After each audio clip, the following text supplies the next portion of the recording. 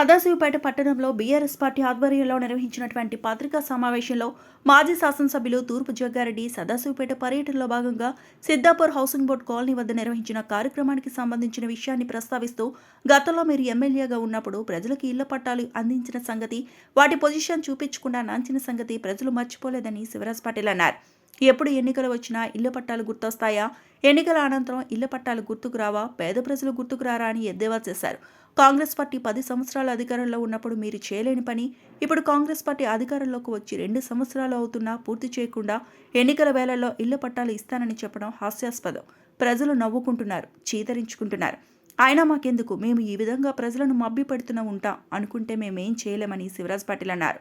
TRS senior నాయకులు అక్బర్ హుస్సేన్ మాట్లాడుతూ అమాయక మైనార్టీ ప్రజలను తమ వెంట తిప్పుకునే ప్రయత్నంలో భాగమే ఈ ప్లాట్ల పంపిణీ కార్యక్రమం అన్నారు. ప్రజలు ప్రతి విషయాన్ని గమనిస్తున్నారు, తగిన బుద్ధి చెప్తారని. పేద ప్రజల ఆశలను మీరు ఎన్నటికీ నెరవేర్చరు. మాజీ కోఆప్షన్ సభ్యులు కోడూరు అంజయ్ మాట్లాడుతూ ప్రజల అనునిత్యం అందుబాటులో ఉండే నాయకుడు చింతా ప్రభాకర్ అని, ఆయన విమర్శించే స్థాయి నీది కాదని, ప్రజలకు ఇచ్చిన మాట కట్టుబడి ఉండే నాయకుడు చింతా ప్రభాకర్ అని, ఆయన చేసిన అభివృద్ధిని చూస్తూ కూడా ఈ రకంగా మాట్లాడటం బుద్ధిహీనమైన పని అన్నారు. గతంలో మీరు ఇచ్చిన ప్లాట్లకు జిరాక్స్ సెంటర్ వాళ్ళు జీవనం పొందారు, మళ్ళీ ఇప్పుడు జిరాక్స్ సెంటర్ వాళ్ళు జీవనం పొందుతున్నారు. కాబట్టి ఇలాంటి చౌకబారు కార్యక్రమాలు తీసుకురావద్దని ఎద్దేవా చేశారు.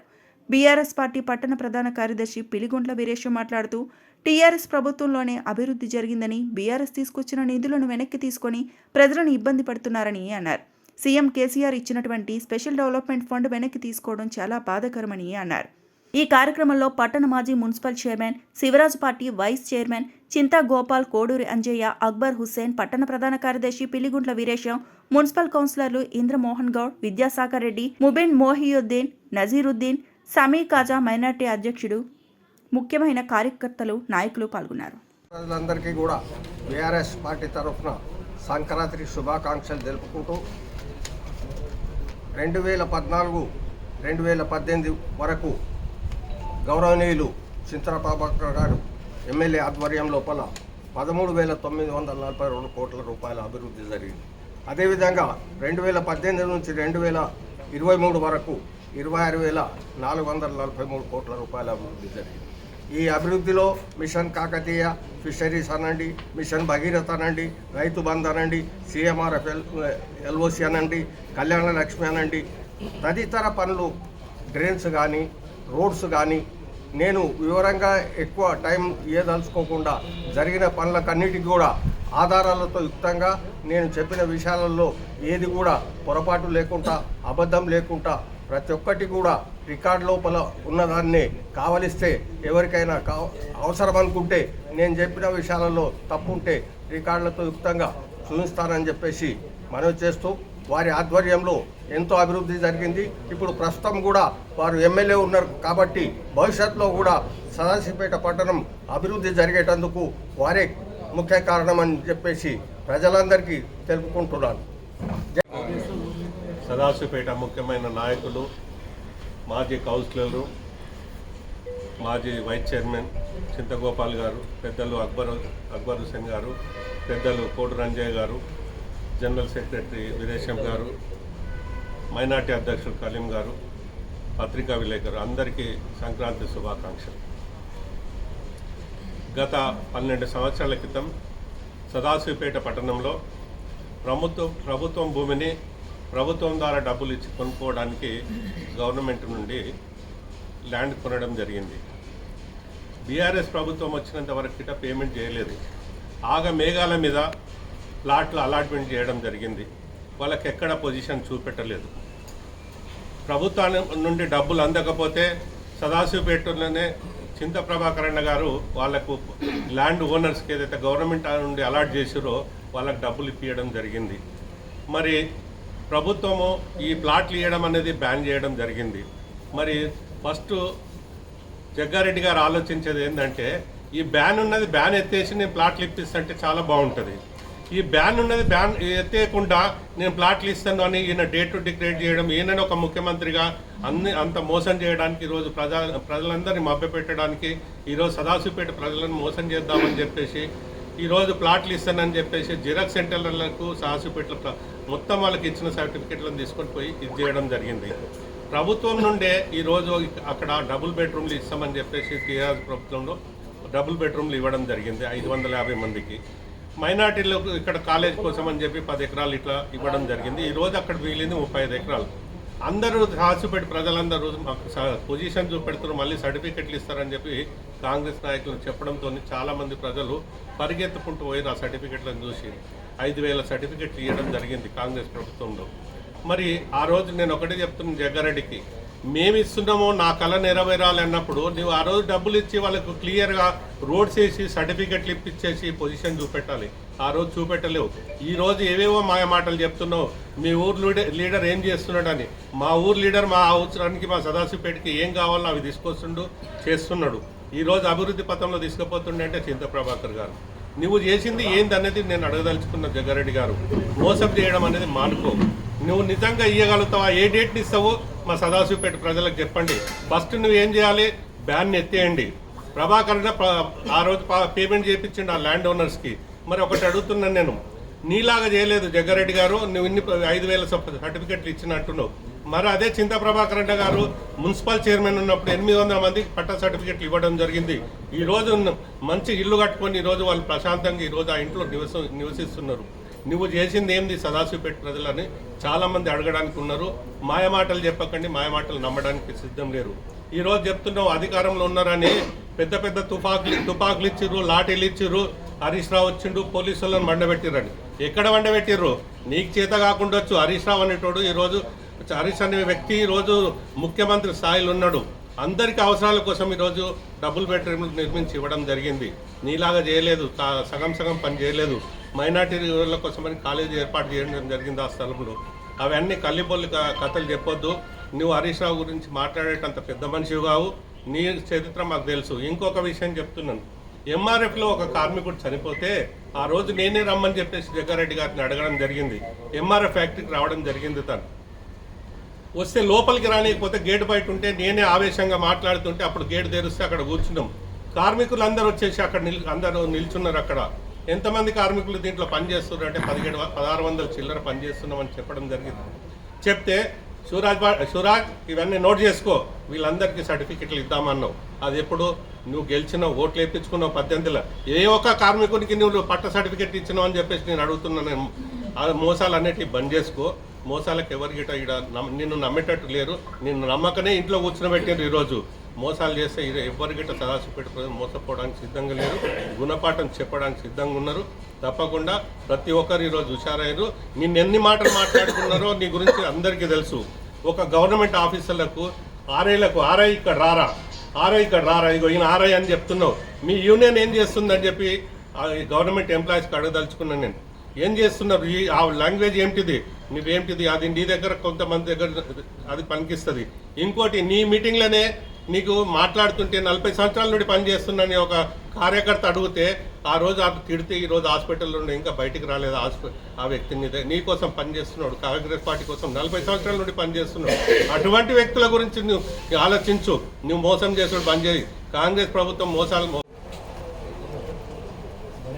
तमाम प्रेस मीडिया के लोग और यहाँ के बीआरएस कायदीन की मौजूदगी में परसों हाल ही में 2 दिन पहले जो जगाड़ी साहब मीटिंग लगाए थे, मीटिंग के अंदर ये बताया कि जैसा कि मेरे पेशराव ने बताया कि धोखे के सिवा कुछ भी नहीं है। अब इलेक्शन के टाइम पे जो प्लाटों के ताल्लुक से बताए हैं, मैं आपको जगाड़ी साहब की पिछली तारीख जो है उसके ऊपर मैं थोड़ा रोशनी डालना चाहूँगा। ख़ासकर संगारेड्डी के मुसलमानों के लिए जगारेड्डी साहब ने अपने दौरे इख्तिदार में, इससे पहले भी करे, आज भी हमारी हुकूमत है बोल रहे हैं, 10 साल 15 साल जो भी इख्तिदार में रहे ये लोग, मुसलमानों के लिए कोई भी बुनियादी काम नहीं किए। फ़र्ज़ करो कि कोई एक सदाशिवपेट की मिसाल लीजिए। सदाशिवपेट में किसी भी किस्म का कांग्रेस की गवर्नमेंट में, मैं आज़ादी के बाद से आज तक बता रहा हूँ, कोई भी एमएलए, कोई भी लीडर जो है तो कांग्रेस का लीडर सदाशिवपेट के मुसलमानों के लिए 1-2 गुंठे ज़मीन नहीं दिला, चाहे गवर्नमेंट से होंगे चाहे प्राइवेट लैंड का कुछ भी अलाटमेंट होंगे।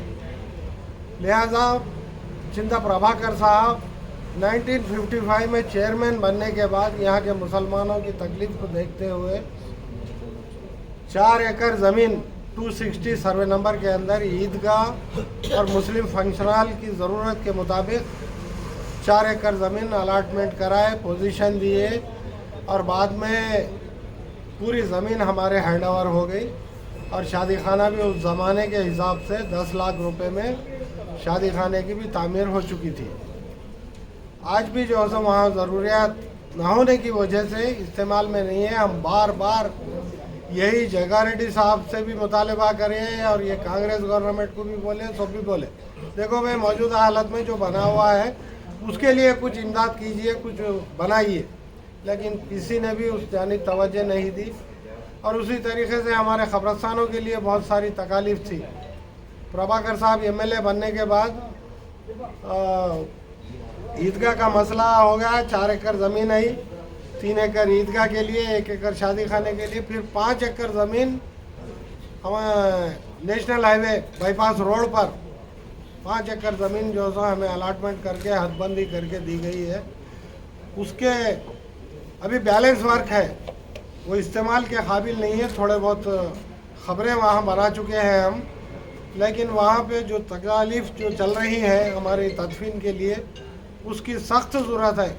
उस जानिब कोई तवज्जो नहीं दे रहे हैं। आज कांग्रेस गवर्नमेंट इक़्तिदार में है और जग्गा रेड्डी साहब 2012 में जो है पट्टा सर्टिफिकेट इशू करे, 2014 के असम्बली इलेक्शंस में, फिर उसके बाद काउंसिल इलेक्शंस में बग़ैर तहकीक के, बग़ैर इंक्वायरी किए हुए उनको घरों पे जाके उनको बेवकूफ़ बनाने के लिए तमाम उसमें मुसलमान हैं, हिंदू भाई हैं, हमारे मासूम लोगों को धोखा देकर एमआरओ से दस्तखत लेके नामा लिख के दे दिए। वैसा करके आज मैं 5,500 जो सो प्लाट दिया हूँ बोल रही, उसमें कितने लोग एलिजिबल है क्या नहीं इंक्वायरी करा के बताओ, बल्कि कलेक्टर साहब भी जो उसको बयान करे हैं, आज तक वो मसला उसी तरीके से पेंडिंग पड़ा हुआ है। आज आके बोल रहे हैं कि 12 महीने में आपको घर बना के दे देंगे और वो पुराने सर्टिफिकेट है जो कई लोग वो सर्टिफिकेट आप ఎందుకే ఇప్పుడు స్థల పరిశీలనకు వచ్చిండు. మరి వచ్చినప్పుడు సరే నువ్వు ఇచ్చినావు, వాళ్ళకి ఏడ ప్లేస్ ఉన్నది తెలియదు. ఇప్పుడు తర్వాత బీఆర్ఎస్ వచ్చిన తర్వాత మైనార్టీ స్కూల్కి ఇచ్చిండు. అక్కడ డబుల్ బెడ్రూమ్ 50 ఎకరాలకు డబుల్ బెడ్రూమ్ కట్టి వీకర్స్కి ఇచ్చేసారు. అక్కడ అంటే ప్రోగ్రెస్ ఉన్నది, మైనార్టీ స్కూల్ నడుస్తున్నది. అవి ఇప్పుడున్నది, ఇప్పుడు నువ్వు ఎమ్మెల్యేగా ఉన్నావు కదా, ఇప్పుడు ప్రభుత్వం ఉన్నది కదా, ప్రభుత్వం ఉన్నది. ఇప్పటికైనా కానీ నువ్వు ఉన్న ప్లేస్ను అది లేఅవుట్ చేసి ఎన్ని గదాలు ఇస్తుందో ఇచ్చి, ఇప్పుడు వీకర్స్కి నువ్వు స్థల పరిశీలనకు వచ్చి మరి అక్కడ నాయకులను విమర్శించడానికి వచ్చినట్టున్నది. ఇది కరెక్ట్ కాదు. కాబట్టి మేము దాన్ని ఖండిస్తున్నాం. నువ్వు ఉన్నావు, దయచేసి ఇటువంటి తప్పుడు ఆరోపణలు మానుకోవాలి. నువ్వు ఎలక్షన్ల నాటకం ఆడనికనే వచ్చినావు కాబట్టి ఇది మేము అందరం ఖండిస్తున్నాం. దయచేసి ఇటువంటి ప్రకటనలు చేయొద్దని చెప్పి పట్టణంలో ఉన్న ఏదైతే స్థల పరిశీలన పేరిట వార్డుకు సంబంధించినటువంటి అభ్యర్థులను ప్రజలకు పరిచయం చేస్తున్నట్టుగా, వారి ద్వారానే మేము అన్ని కార్యక్రమాలు చేస్తామన్నట్టుగా ఏదైతే చూపించే ప్రయత్నం చేసి ఉన్నారో ఆ ప్రయత్నం ముమ్మాటికి తప్పు.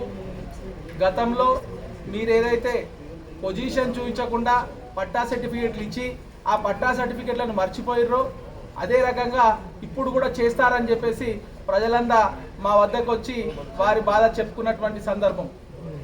మీరు గతంలో పట్టా సర్టిఫికేట్ల కోసం ఎన్ని ప్రయత్నాలు చేసిర్రో ఆ రోజు ప్రజలందరూ చూసిండ్రు. పట్టా సర్టిఫికెట్లు ఇస్తామని పెద్ద పెద్ద ఫ్లెక్సీలు కూడా ఆ రోజు పట్టణంలో ఏర్పాటు చేయడం జరిగింది. పట్టా సర్టిఫికెట్లు ఇవ్వడం కాదు, ఏవైతే ఇప్పటికి ఇచ్చి ఉన్నారో వాటికి పొజిషన్ ఇప్పటివరకు చూపించలేదు. పొజిషన్ ఇచ్చే పరిస్థితి కూడా లేదు, సాధ్యం కూడా కాదు. ఎందుకంటే కోర్టు ఉత్తర్వులు దేశవ్యాప్తంగా ఎక్కడ కూడా ప్లాట్లు ఇవ్వడానికి ఏమంటారో దాన్ని అనుమతించడం లేదు.